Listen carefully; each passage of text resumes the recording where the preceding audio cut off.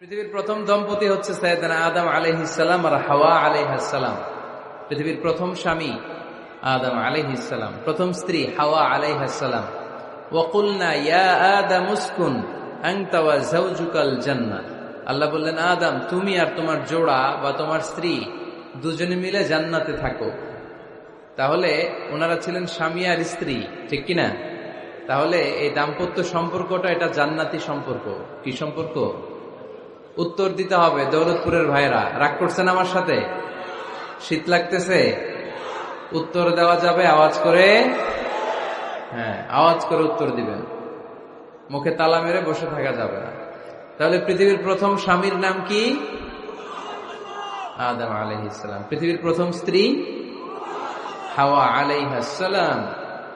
এই দাম্পত্য সম্পর্কটা বড় মধুর, বড় গভীর, বড্ড ভালোবাসার, ঠিক কিনা? স্বামী আর স্ত্রী, স্বামী আর স্ত্রী, এই সম্পর্কটাকে আল্লাহ তাআলা কোরআনে পোশাকের সাথে তুলনা করেছেন। কিসের সাথে? পোশাক। আরবিতে বলে লিবাস। আরবিতে কি বলে? লিবাস। আল্লাহ বলেছেন, ও নারীরা তোমরা পুরুষদের জন্য পোশাক, আর ও পুরুষেরা তোমরা নারীদের জন্য পোশাক। পড়েন সুবহানাল্লাহ। পোশাকের বেসিকলি তিনটা কাজ। কয়টা? কেউ কথা কয় না, আরো জোরে বলেন কয়টা?